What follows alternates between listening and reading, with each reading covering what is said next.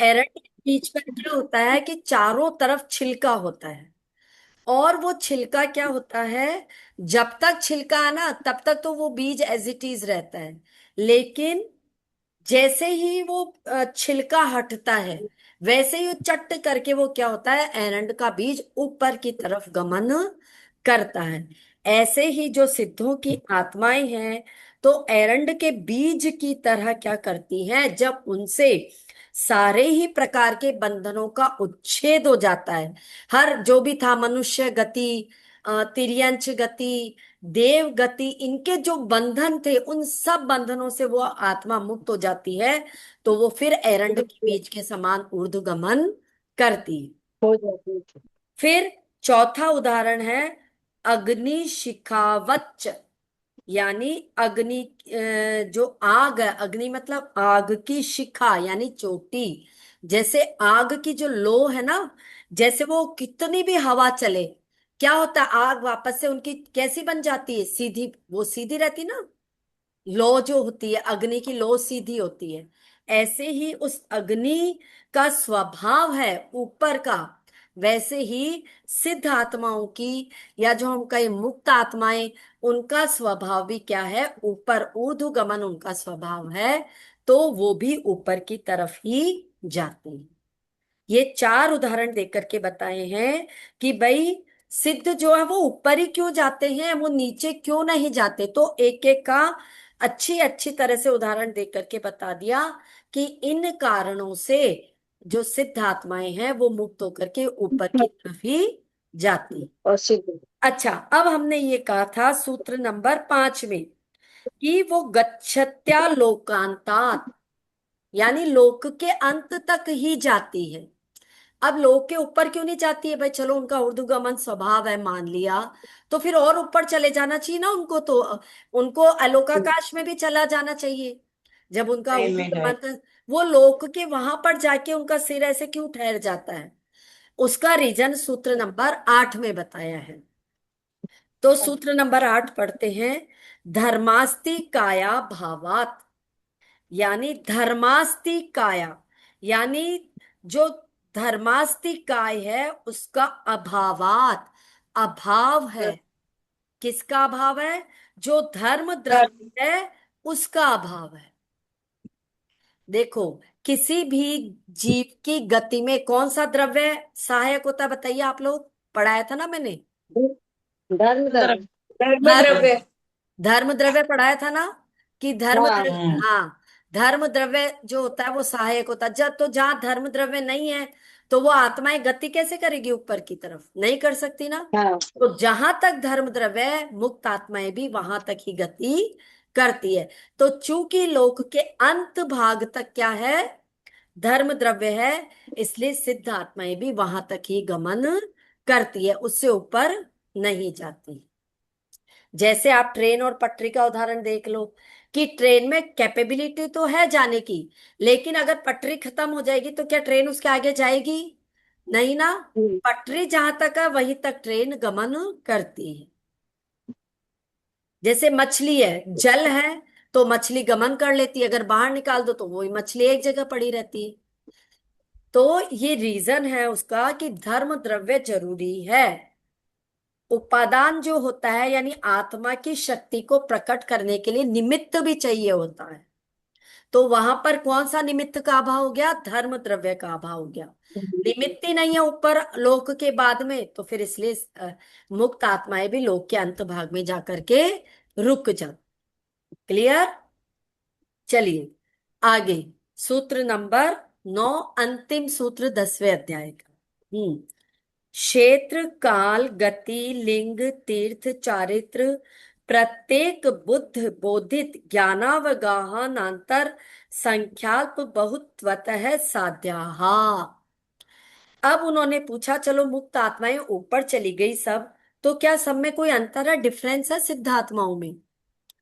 तो आचार्य श्री ने बताया कि नहीं, सिद्ध आत्माएं सब एक जैसी होती है, ऊपर जाने के बाद में उनमें कोई डिफरेंस नहीं है, सब एक जैसी है, चाहे वो पहले मोक्ष गए चाहे वो बाद में गए। लेकिन अगर हमें डिफरेंस करना ही है, तो हम इस आधार पे डिफरेंस कर सकते हैं। कर सकते उनके ज्ञान गुण दर्शन गुण में कोई अंतर नहीं है, वो तो सब सेम ही है उनके। चाहे महावीर भगवान 7 हाथ के थे, आदिनाथ भगवान 5 धनुष के थे, तो ऐसा नहीं है आदिनाथ भगवान में ज्यादा ज्ञान है और महावीर भगवान में कम ज्ञान है, नहीं ऐसा नहीं।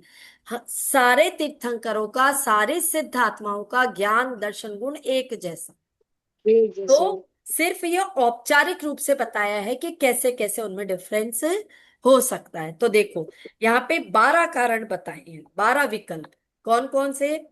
क्षेत्र, क्षेत्र की अपेक्षा, काल, गति, लिंग, तीर्थ, चारित्र, प्रत्येक बुद्ध बोधित, एक ये है ना।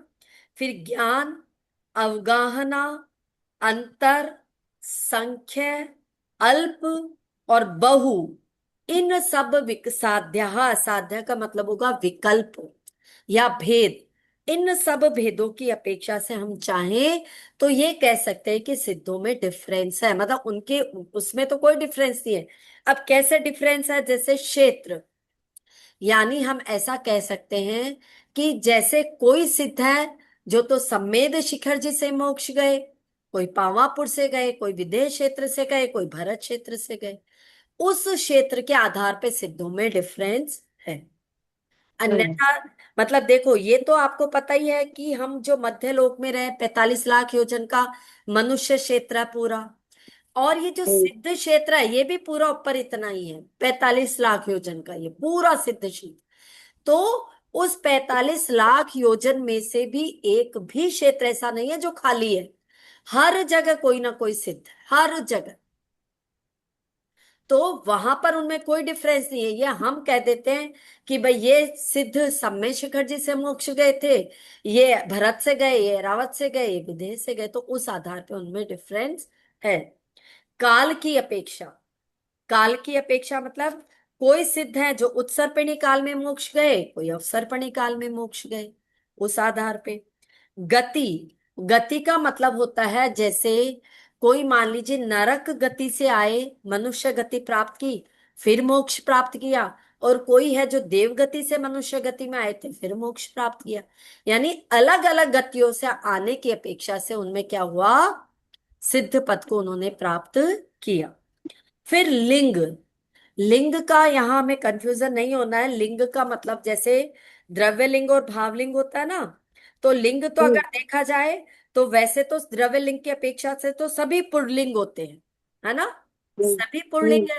तो लेकिन ऐसा कहते हैं ना, किसी का स्त्री वेद है, किसी का पुरुष वेद है, किसी का नपुंसक वेद है। नपुंसक। तो उनके वेद की अपेक्षा से उनमें डिफरेंस हो सकता है, बाकी कोई डिफरेंस नहीं है। नहीं। द्रव्य में सभी पुल्लिंग ही होते हैं। तीर्थ, तीर्थ का मतलब है कोई महावीर भगवान के काल में मोक्ष गए, तो कोई आदिनाथ भगवान के समय में गए। उनका तीर्थ शासन किसी ना किसी का, कोई ना कोई भगवान जैसे हैं, तो उनके काल में वो मोक्ष गए। फिर है प्रत्येक बुद्ध बोधित, यानी उनको, जैसे वो होता है ना बोधित जो होती है, यानी कोई सिद्ध तो किसी के, जैसे होता है ना ज्ञान देने पर, और कोई स्वयं में भी। कुछ स्टूडेंट ऐसे होते हैं ना जिनको आगे पुश करना पड़ता है ना, पढ़ाना पड़ता है, तब वो आगे रैंक ले आते हैं, और कुछ ऐसे होते हैं जो बिना पढ़ाई स्वयं ही अपने आप ही चले जाते हैं।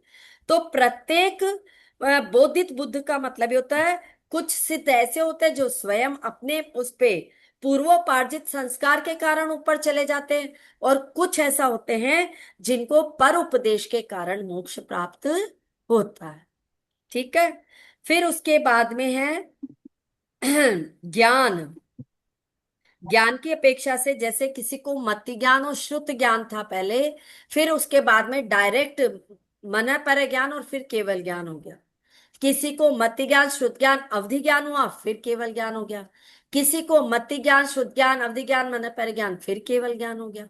यानी इन ज्ञानों में भी डिफरेंस की अपेक्षा से उनमें हम डिफरेंस कर सकते हैं।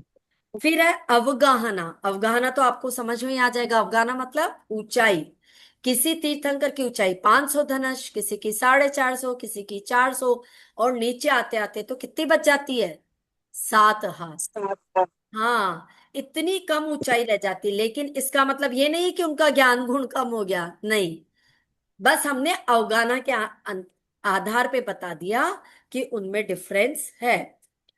फिर उसके बाद में है अंतर।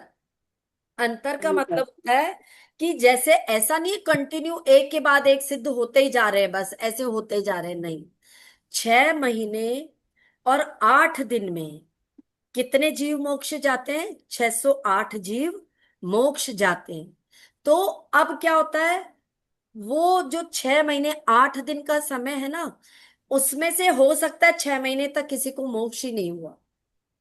ठीक है।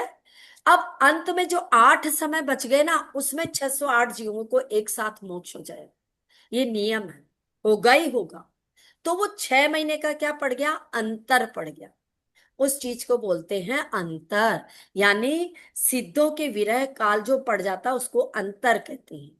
तो जब एक साथ क्या हुआ, सिद्ध पहले 6 महीने में बिल्कुल मोक्ष नहीं गए, अंत में 8 समय में वो एक के बाद एक मोक्ष चले गए, 6। तो उनमें अंतर पड़ जाना विरह काल में, मतलब क्या आ जाता है, उस विरह काल को अंतर कहते हैं। फिर उसके बाद में आ गया संख्या। संख्या का मतलब कि कितने जीव एक साथ मोक्ष जाते हैं, उसको संख्या कहते हैं।